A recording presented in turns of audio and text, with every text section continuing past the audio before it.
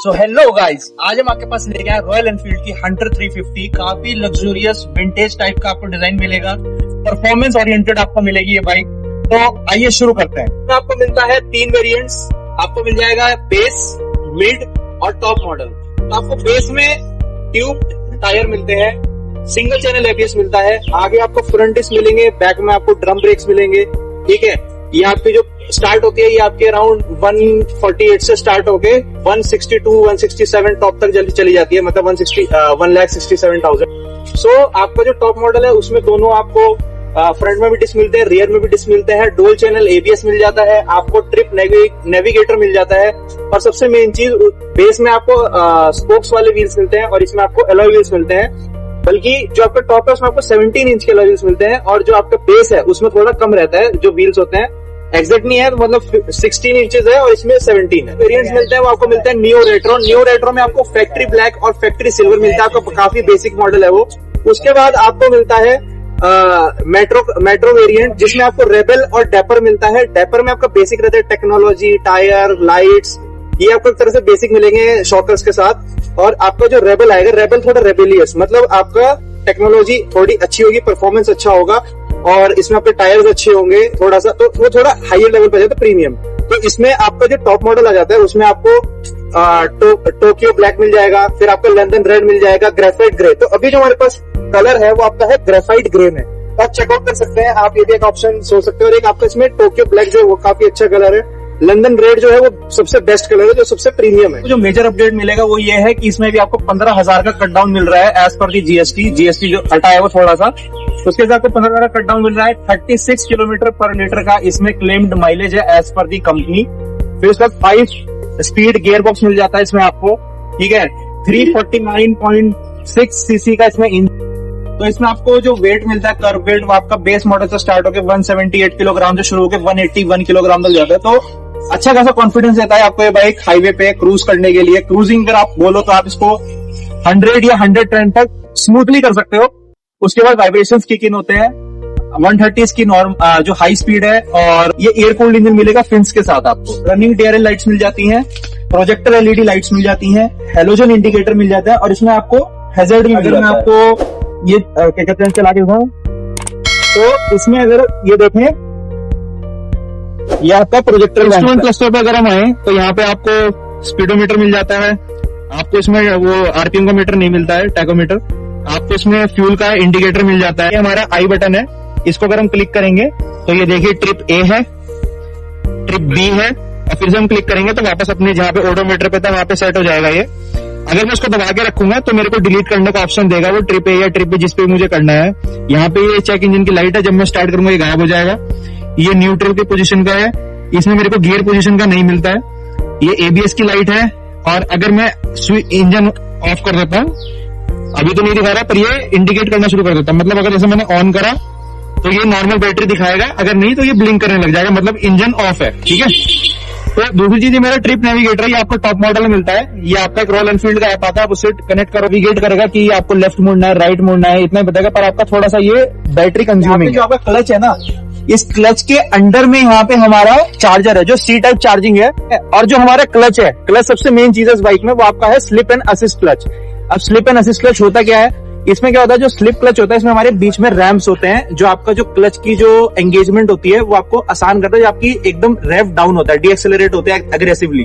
और जब हम एकदम से एक्सेलरेट करते हैं, ज्यादा हाई स्पीड पे जाते हैं, हमें थोड़ा पंची चाहिए, तो उसमें हमारा असिस्ट काम करता है। असिस्ट में क्या होता है, जो आपके जर्क्स होते हैं वो आपको उसमें बचाता है, और आपके जो रैम्स है वो स्विच करने में काम आता है। और जो हमारी जो स्प्रिंग्स होते हैं, जो फोर्स डालते हैं क्लच पे, उससे वो चीज हमारी कम फोर्स वाली स्प्रिंग डलती है, तो हमारा जो क्लच है ना वो थोड़ा लाइट हो जाता है। तो जैसे रॉयल एनफील्ड है, नॉर्मल ट्रैफिक में आपको थोड़ा हार्ड लगती है चलाने में, पर ये आपको बहुत ही ज्यादा स्मूथ लगती है। आप किसी हंटर 350 वाले से अगर आप रिव्यू लोगे, आप उनसे पूछोगे तो सबसे पहले वो बोलेंगे क्लच जो है बहुत ज्यादा स्मूथ है इसका, और थोड़ा राइडेबिलिटी इजी हो जाती है, आप मैन्यूवर कर सकते हो। सिंगल इंजन स्विच है, आपको यहीं से स्टार्ट करने का मिल जाता है, सेल्फ का हैजर्ड्स ऑन कर देगा, लाइट का मिल जाएगा, ये इंडिकेटर का मिल जाएगा, ये आपको पास का मिल जाएगा। ये आपका पास है, ये आपका हॉर्न है, और इसमें काफी मतलब हैवी हॉर्न है, डबल हॉर्न है।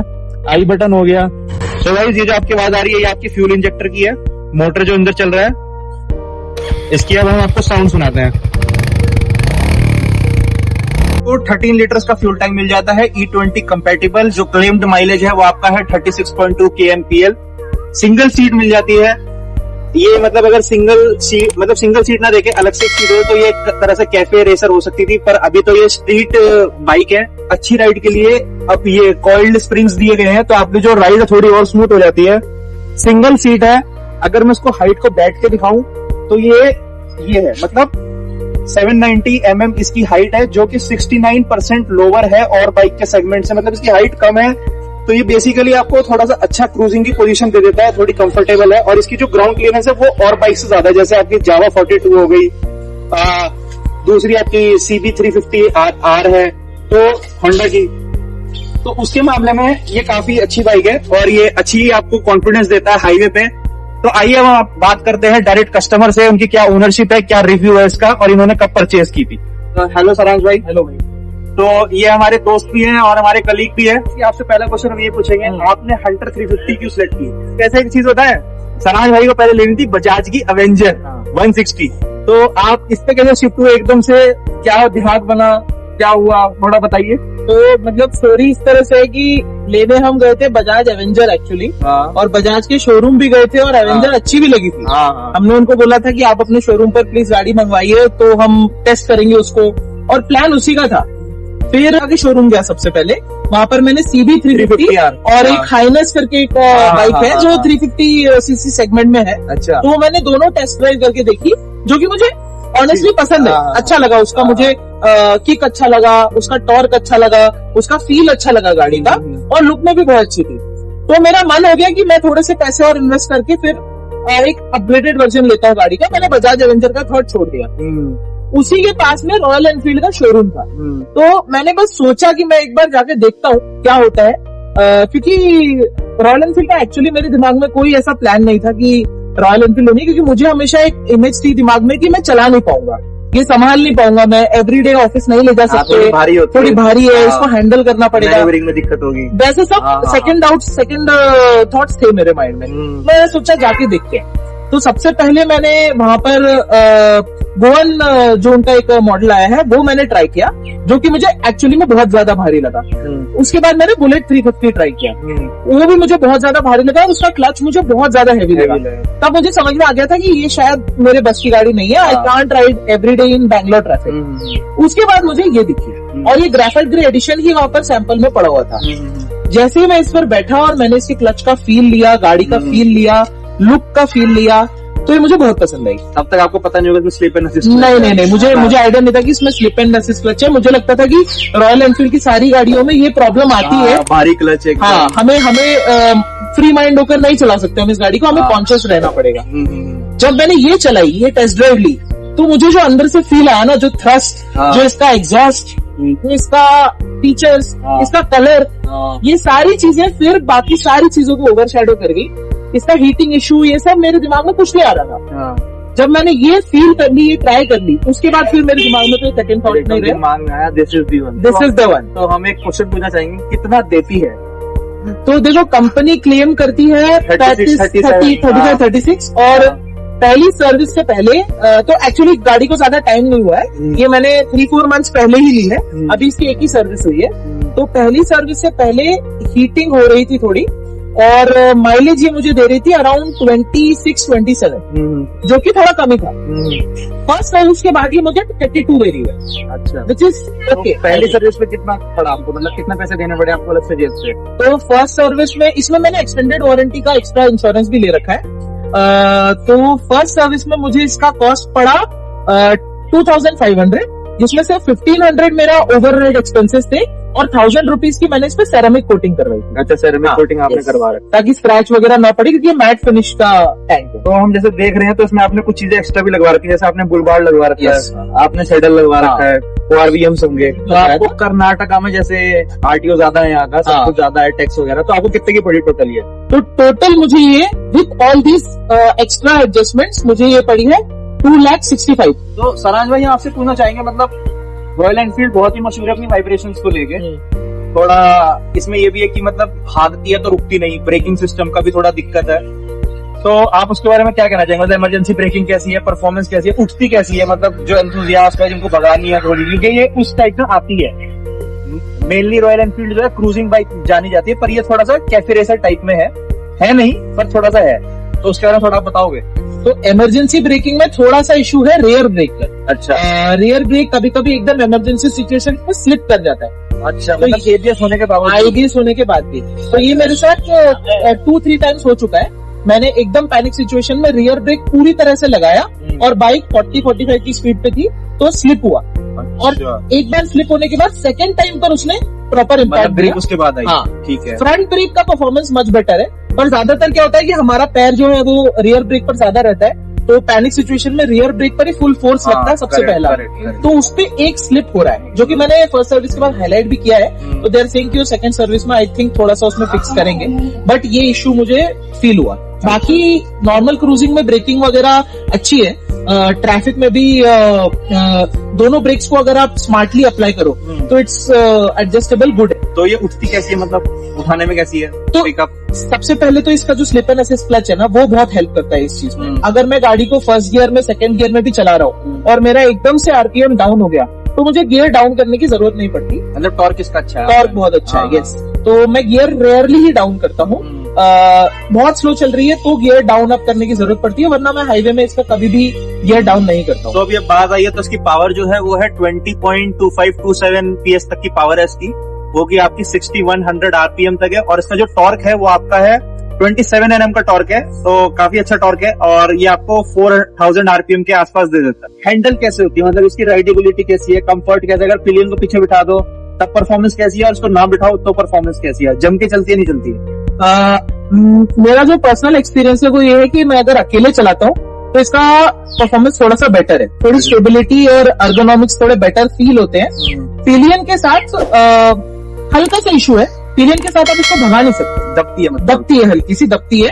लहराना फील नहीं होता। पिलियन के साथ जो लहराती है गाड़ी वो थोड़ा सा सबडू हो जाता है, पर अकेले ये ज्यादा बेटर परफॉर्म करती है, ऐसा मेरा पर्सनल फील है। तो आपने हाईवे पे कितने लेके गए मैक्सिमम? मतलब ऐसे लेके नहीं जानी, मतलब पूछना तो पड़ता ही है, एंथुसियास्ट है हमारे यहाँ पे। हाँ, तो हाईवे पे मैं इसको मैक्सिमम स्पीड लेके गया हूँ 120। और 120 के बाद ये थोड़ी लहराने लगी, मतलब वाइब्रेशन हल्के से, और थोड़ा सा कॉन्फिडेंस कम हो जाता है, ऐसा लगता है तो हवा में चल रहे हैं। यस, थोड़ा सा लगता है। और हेलमेट पे भी आपको G4 थोड़ा फील होता है। इसमें हम आपसे लास्ट चीज पूछेंगे, इसका ग्राउंड क्लियरेंस कैसा है? और मतलब ऐसा फील होता है कि कहीं लग रही है ये? मतलब ग्राउंड क्लियरेंस ऑन पेपर तो अच्छा है इसका, बट कभी कभी जो बिग ब्रेकर्स आते हैं ना, जो थोड़ी हाइट वाले रहते हैं, वहां पर ये इसका जो स्टैंड है वो हल्का सा तभी पीछे बैठा हुआ था एज अ पिलियन, तो वो लग रहा था। और वो तभी होता है जब पिलियन बैठे। पिलियन में ऑडियंस को आप इसके नेगेटिव और पॉजिटिव पॉइंट दोनों बताइए, और ये बताइए कि मतलब लेनी चाहिए या नहीं लेनी चाहिए, और लेनी चाहिए तो किनको लेनी चाहिए? ओके, देखो गाड़ी तो बहुत अच्छी है, ठीक है। रॉयल एनफील्ड का जो फील है, जो इसका एग्जॉस्ट है, जब ये गाड़ी पे जाती है तो इसकी रोड पे जाती है तो इसका रोड प्रेजेंस जो है वो आपको समझ में आएगा। लोग मुड़ के देखते हैं कि बढ़िया गाड़ी जा रही है। तो एक तो वो एस्पेक्ट है। दूसरा, जो राइड एंथुजियास्ट है उनके लिए बहुत अच्छी गाड़ी है। आपको ये ट्रैफिक में भी अच्छा असिस्ट करेगी और लॉन्ग राइड्स पर भी अच्छा असिस्ट करेगी। कभी भी टायरिंग फील नहीं होता इसमें, क्योंकि इसकी जो फ्रंट सीट है उसका सपोर्ट बहुत अच्छा है। आपको बैक सपोर्ट अच्छा मिलता है और साइड थाई सपोर्ट भी बहुत अच्छा मिलता है। और बैक प्रॉब्लम्स भी इससे ज्यादा नहीं होती, क्योंकि आपकी बैक काफी स्टिफ रहती है। तो उन मामलों में ये बहुत अच्छी गाड़ी है। मैक्सिमम अभी तक कितने किलोमीटर ड्राइव कराया आपने एक तरफ? वन वे मैंने मैक्सिमम, तो डेली का मेरा अप डाउन तो है ही 30 किलोमीटर्स। बाकी मैंने मैक्सिमम वन गो में विदाउट स्टॉपिंग इसको 50 to 60 किलोमीटर ड्राइव किया है। ऐसा कुछ लगा था कि मतलब ना तो बिल्कुल मतलब भी कोई 100-150 तक पहुंचा लेगी एक बार? हाँ, एक आराम से। आपको 50-60 किलोमीटर के बाद एक ब्रेक लगेगा, वो भी बाइक की परफॉर्मेंस की वजह से नहीं, आपके खुद के स्ट्रेन को लेकर लगेगा, क्योंकि अल्टीमेटली हैवी गाड़ी है तो आपको थोड़ी सी संभालनी पड़ती है। तो मतलब आप रिकमेंड करेंगे इसको, मतलब बाइक को और एज अ सिटी और हाईवे के लिए? देखो, आपने अगर अपनी लाइफ में पल्सर और ये सब चला रखी है, पल्सर हो गई आपकी, एवेंजर हो गई, बजाज की और भी कोई अच्छी गाड़ी थी। पर्सनली मुझे बजाज की गाड़ी अच्छी लगती थी, मेरा फर्स्ट चॉइस एवेंजर ही था। तो में अगर आप एक अपग्रेड चाहते हो तो this is one of the best. और ये आपको हैवी इसलिए नहीं लगेगी कि रॉयल एनफील्ड की सबसे लाइट गाड़ी है ये। हाँ। तो उस मामले में अच्छी है। आपका जो एक लड़कों का ड्रीम होता है ना कि यार एक दिन रॉयल एनफील्ड चलानी और है, एक अफोर्डेबल सेगमेंट, और एक अफोर्डेबल सेगमेंट भी मिल जाएगा, और आपको ट्रैफिक में असिस्ट भी मिल जाएगा, और आप इससे लॉन्ग ड्राइव भी कर सकते हो। और दे भी अच्छा ही रही है, कोई बुरा नहीं दे रही। आई थिंक कुछ ही गाड़ियां हैं अभी जो मार्केट में क्लेम जो कर रही है उसकी रेंज में दे रही है, तो ये मुझे दे रही है। उस मामले में मैं ये रेकमेंड करूंगा। थोड़ी प्राइस में ज्यादा है, बट अगर आपका बजट थोड़ा सा एक्सटेंड कर सकते हो तो this is one of the best right now in the segment. तो फाइनल कंक्लूजन तो यही, मतलब इस सेगमेंट में मुझे भी बेस्ट बाइक यही लगती है। मैंने भी चलाया है, फील किया है इसको, तो आपको वो फील दिलाते है। अगर आप फर्स्ट ओनर बनना चाहते हो किसी एक बाइक के, आपको वैसे कितने की पड़ी कर्नाटका में?